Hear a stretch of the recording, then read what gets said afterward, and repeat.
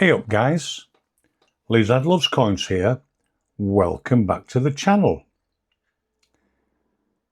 As you can see in front of us here, we've got a 1964 Kennedy half dollar, 90% silver, and this is the last of the circulating silver coinage in America. Just getting in focus. You know, I'm a lover of Kennedys. I collect the Kennedy half dollars, but this was the last of the silver half dollars, 1964. The last of the silver dollars was the Ike dollar, and this was a 40% silver coin. They produced these in two versions, so we had the brown Ike and the blue Ike. And I love the Eisenhower dollars, but 40% silver.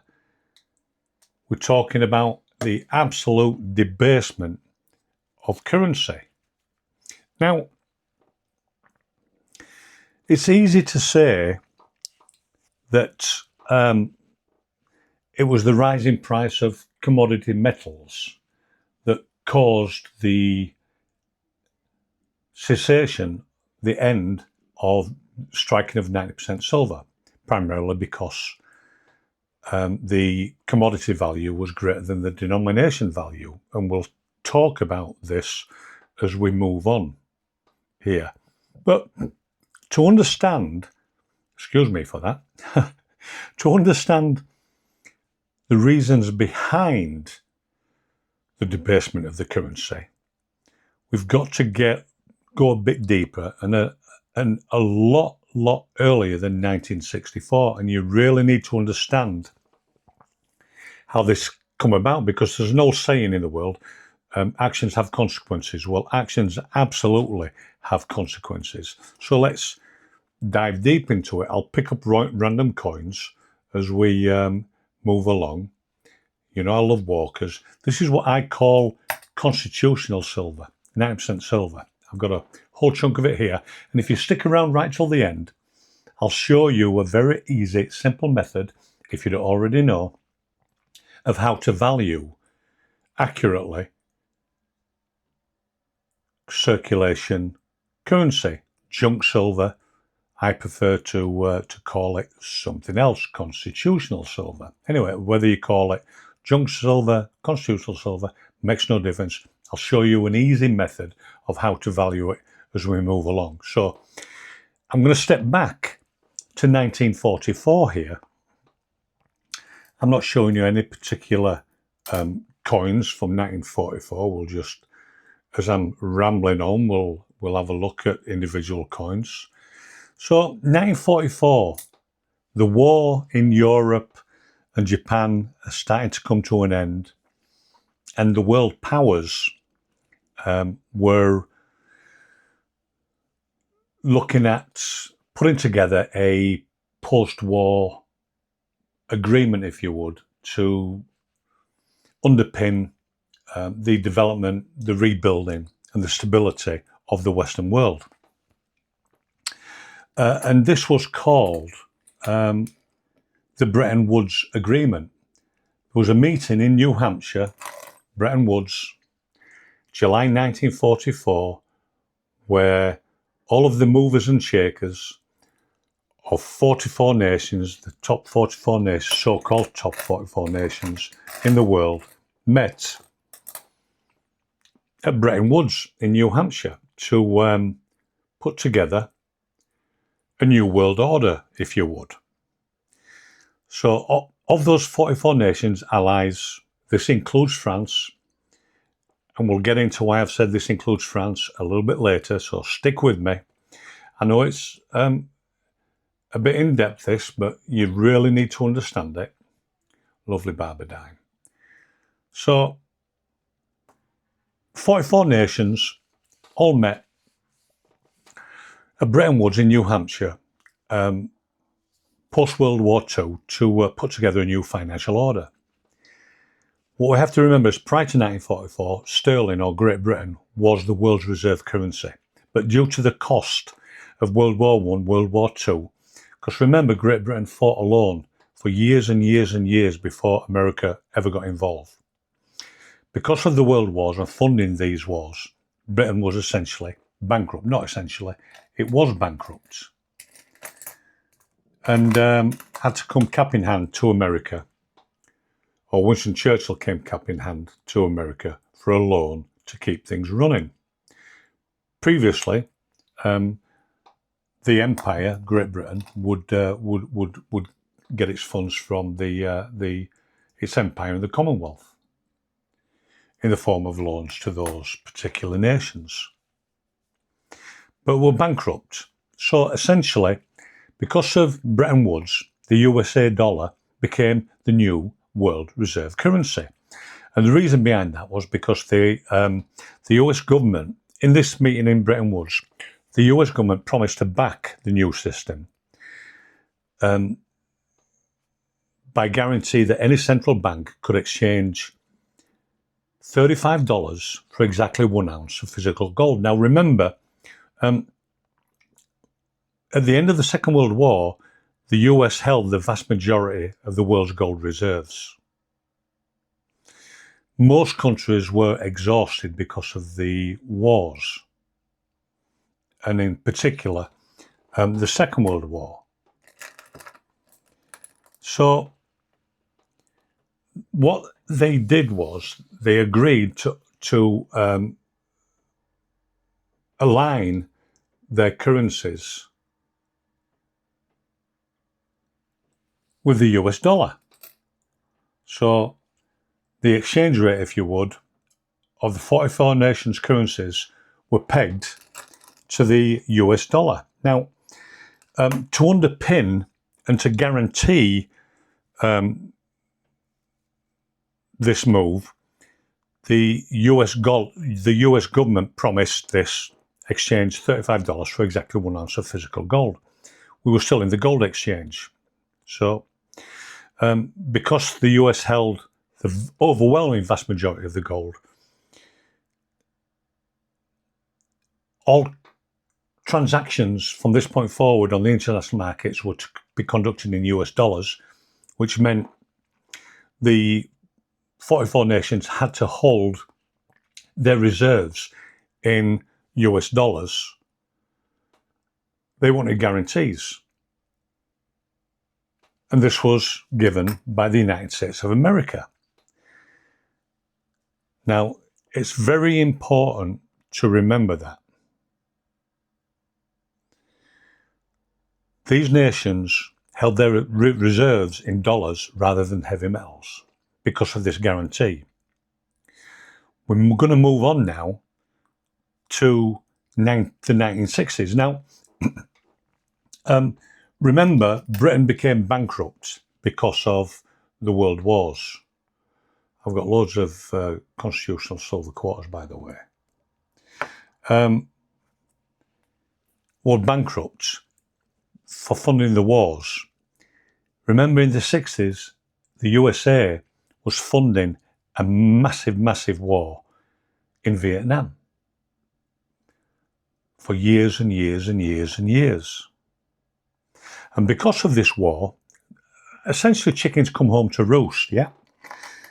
The USA was quite predatory in how they took on the role of the world's currency reserve by essentially beating down Great Britain. Hey-ho, things happen, but the chickens are now coming home to roost. So by the 60s, the US Central Bank was printing massive amounts of dollars to fund the Vietnam War, whilst supporting I love Mercury Dimes, whilst supporting the US economy and social programs. Now, remember I mentioned that the original Bretton Woods Agreement, 44 nations, allies, including France, right, enter a predatory Charles de Gaulle in the 60s. He was then the French president, and he noticed a weakness in the Bretton Woods Agreement, which was the $35 per ounce exchange rate for a 1 troy ounce of gold. He feared or said that because the US was printing such a massive amount of currency, this stuff, yeah, that they were essentially devaluing the dollar. He wasn't wrong in that assumption. So here's where he took advantage of the Bretton Woods Agreement. Because their reserves were held in dollar, which he perceived were weak now, he entered into a phase of repatriating, or should I say, using dollars, using the US's own currency, to purchase over 3,000 tons of gold. Essentially, he was draining the treasury of its gold, and there's nothing that the central bank could do about it, or the US government could do about it, because it was all part of the Bretton Woods Agreement. So de Gaulle had said he feared the US would devalue the pound, so he used the weak dollar to buy the gold. In economics, we call this Gresham's Law. Gresham's Law states that bad money drives out good. Bad money drives out good. Remember that. Gresham's Law, if you think about it, he used a weak dollar to buy, so bad money to buy good money, i.e. gold, at $35 an ounce. And in fact, he repatriated somewhere over, I think it was about 3,330 ounces of gold before it was stopped. Yeah. Now, he used the excuse of a weak currency. Boom, boom, boom, boom, boom. Yeah. Weak currency, as opposed to this stuff. I don't have any gold here to show you. Due to weak currency. So that was his excuse. However, covertly, the French called this policy vide gousset, which roughly translated means Operation Empty Pockets. De Gaulle was a direct threat. This was a challenge to the supremacy of the dollar. I'm going to lay my cards on the table here. I hated, historically, de Gaulle. He hated the Anglosphere. I hate de Gaulle.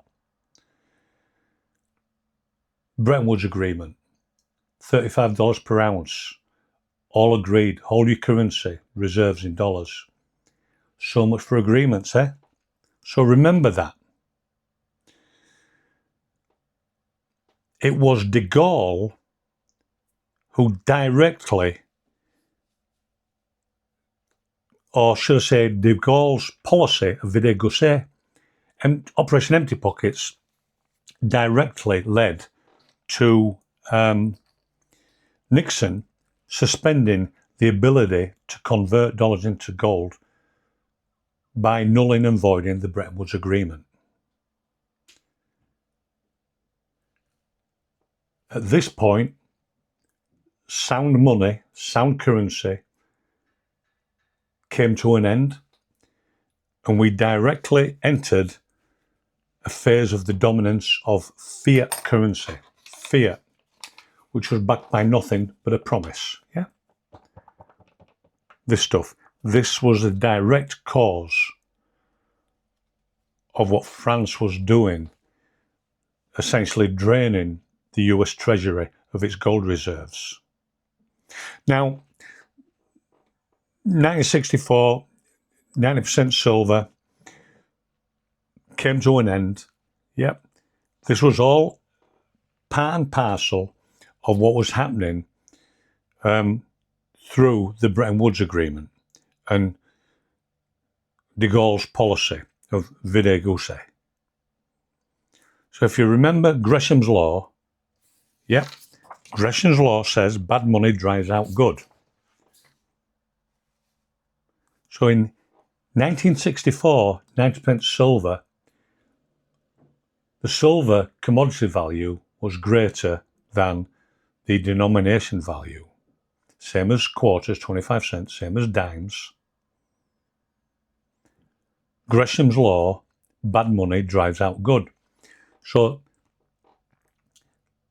to underpin this transition, the US central bank started issuing currency in copper or nickel. But they had to, as an act of law, guarantee the denominational value, it's easy for you to say, exactly the same as the silver value. So a 50-cent copper or nickel coin was worth exactly the same amount as far as spending power was concerned as 90% silver. So what happened? Everybody used the bad money to pay their debts and purchase things with, and hoarded the 90% silver. So Bretton Woods Agreement precipitated the demise of sound currency in the United States. So we lose this. Also remember, part and parcel of this whole project, we have, because we've got wars going on, silver is required massively in the production of armaments. So industry. Gresham's law, people hoarded pre-1964 silver, all this stuff, yeah, and spent the copper or nickel versions. So that's kind of a potted history of, look at these beauties here. I've got a whole stack, and how beautiful are they? Uncirculated 1964, $half, 20 of them. What are they worth? Well, uncirculated $half do have a slight premium on them, but I'd mentioned earlier, can I step back and say, please, give me a thumbs up, hit that subscription bell, leave comments, tell me what you think of the video and any take you have on Bretton Woods, the debasement of currency, and the debasement of sound money. In particular here, we're talking about US currency. Right, so that's enough. I'd mentioned at the beginning that I was going to show you a very simple and easy way to value constitutional silver. And it's such. And you can do this with any denomination. Take 250 cents, 4 dimes, so $1.40, yeah. $1.40 equals 1 troy ounce. So $1.40 in 90% silver is the equivalent of 1 troy ounce of silver. I'm not really sure what the silver exchange rate is today. I